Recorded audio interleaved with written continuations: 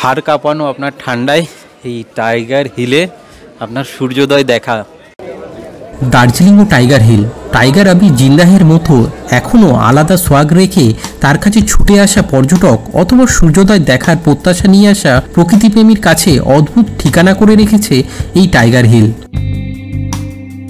মাঝরাত্রের মোবাইলের অ্যালার্মে ঘুম ভাঙিয়ে অন্ধকারাচ্ছন্ন রাস্তার মায়া কাটিয়ে আনুমানিক ৮৫০০ ফুট উচ্চতা থেকে সূর্যোদয় দেখার প্রচেষ্টা নিয়ে হাজির হয়েছিলাম টাইগার হিলে।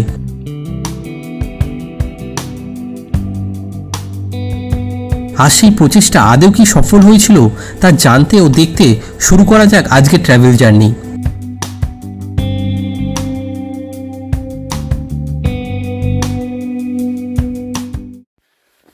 মাঝরাত না ভোর তা জানি না, হোমস্টে থেকে কেবলমাত্র আমরাই শুনশান এই ফাঁকা রাস্তা দিয়ে হেঁটে চলেছি। ফাঁকা রাস্তা হলেও ম্যালে পৌঁছানো মাত্রই বুঝতেই পারলাম এনাদের গন্তব্য টাইগার হিল।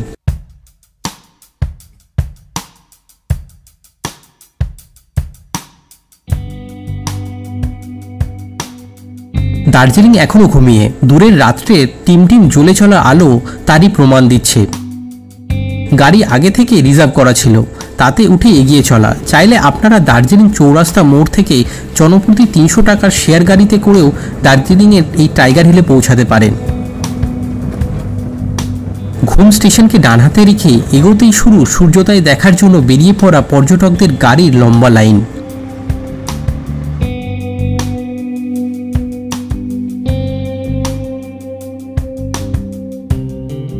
জোরবাংলো মোড় থেকে টাইগার হিলের উদ্দেশ্যে উঠে যাওয়া এই রাস্তা ধরে এগিয়ে চললাম। রাস্তা সম্পর্কে আমাদের ড্রাইভার রোহন ভাই জানান এটি সেঞ্চিল ফরেস্টের মধ্যে দিয়ে চলে গিয়েছে। যেহেতু ফরেস্ট এরিয়া তাই চিতা, ভাল্লুক এবং অন্যান্য বন্যপ্রাণী দেখা যায় অহরহ। সেটা তো স্বাভাবিক, আমরা যে তাদের পাড়া দিয়ে যাচ্ছি। রাস্তায় চাইলে নেমে দেখে নিতে পারেন জাগ্রত সেঞ্চিল মাতার মন্দির। আমি বলবো সেটা আপনারা ফেরার সময় প্ল্যান রাখুন।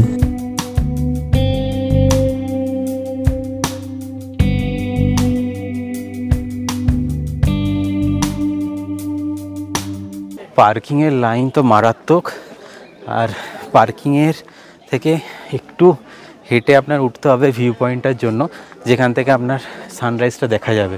ভিউ পয়েন্টের একদম কাছে থাকা গাড়ির লাইন থেকে বোঝা যায় পর্যটক এখানে আরও কত ভোর ভোর এসেছে তাদের লাইন সববার থেকে এগিয়ে রাখতে। এখানে রাখা আছে ভিউ ভালোভাবে দেখার জন্য এই অসম্পূর্ণ বিল্ডিংটি। ভিড়ের মাঝে লাইন না খুঁজে পেয়ে উঠে পড়লাম এই বিল্ডিংয়ে।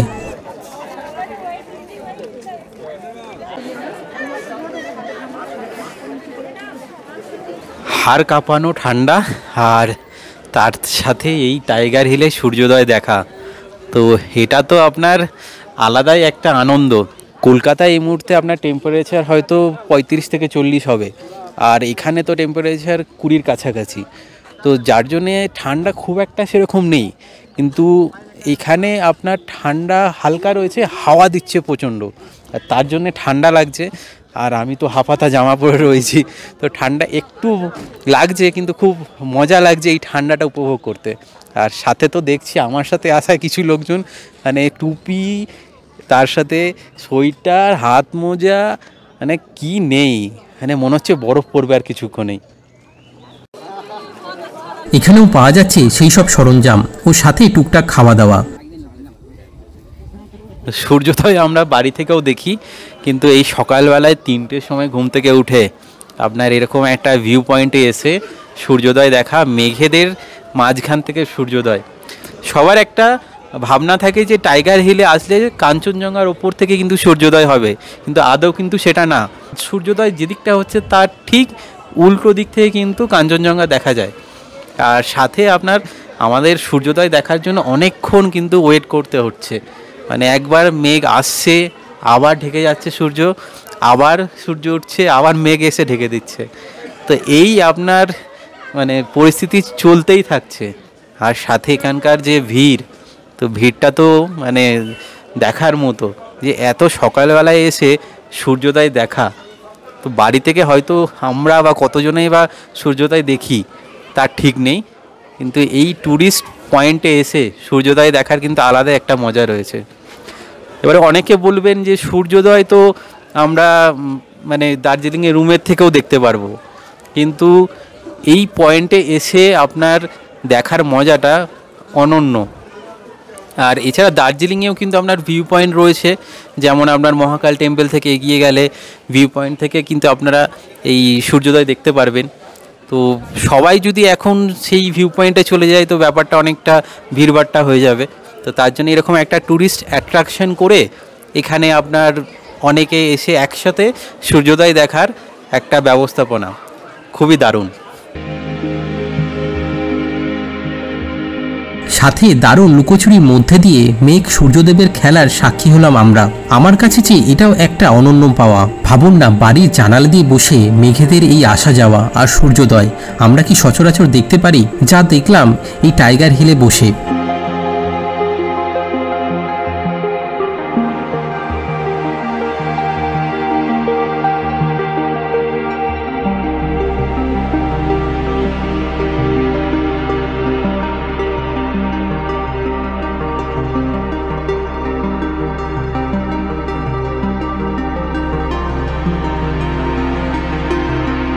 তো আমাদের সূর্যোদয় দেখার আজকে শুধু সূর্যোদয় দেখা হলো, কাঞ্চনজঙ্ঘা তো আপনার দেখা হলো না। কিছু দেখা আর কিছু না দেখার মধ্যে দিয়ে ফেরার পথে আমাদের চলে আসা সেন্ট্রাল ভিউ পয়েন্টে, বা এক কথায় বলতে পারেন গাড়ির লম্বা লাইনে থমকে পড়া সময় কাজে লাগাতে দেখে নেওয়া এই পর্যটক স্থান।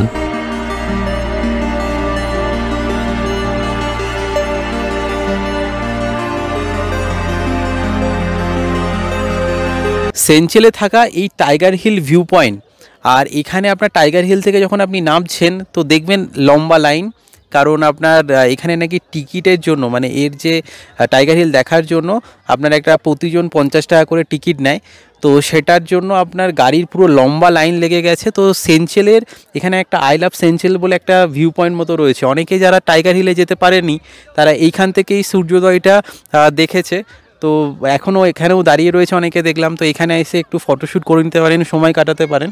সেঞ্চেলে এখানে আপনার একটা টাওয়ারও রয়েছে ভিউ পয়েন্টের জন্য। তো সেই টাওয়ারটায় উঠে আপনারা এই জায়গাটার কিন্তু দারুণ একটা ভিউ পেতে পারেন। আমরা এতদিন জেনে এসেছি যে পাহাড়ের রানী দার্জিলিং, আর সেটা বাঙালিরাই আপনার মেনে থাকে। কিন্তু এখন যা দেখছি, মানে ওয়েস্ট বেঙ্গলের বাইরে থেকে অনেক পর্যটক এসেছে, ছত্তিশগড়, হায়দ্রাবাদ, আরও অন্যান্য জায়গা থেকে অনেক পর্যটক এসে আপনার এই জায়গাটা কিন্তু খুব ভালো এনজয় করছে। আর তার মাঝে দেখলাম কিছু লোক বলছে খেলা হবে। তো জানি না কি খেলার কথা বলছে তারা খেলুক তাদের খেলা, কিন্তু আমিও আপনারা চলুন দেখি খেলা এই পাহাড়ের, সবুজ গাছপালার, দূরে বয়ে চলা নদীর, জমে থাকা শুভ্র মেঘেদের সূর্যোদয়ের আলোতে রঙের পরিবর্তনের খেলা। হয়তো আমার সাথে একমত হবেন, প্রকৃতির এই খেলার নেশাগ্রস্ত হয়ে যায় না হারিয়ে অজানা পথে। থাকবে না কোনো আক্ষেপ, তাতে শুধুই থাকবে মনের পরম শান্তি। যার জন্যই তো আমাদের এই ট্রাভেল জার্নি। যদি এই এপিসোডটা ভালো লাগে তাহলে লাইক এবং শেয়ার করে দেবেন, আর সাবস্ক্রাইব করে আমাদের আর উৎসাহিত করবেন এরকম জার্নিতে আপনাদের সঙ্গী করে নিতে।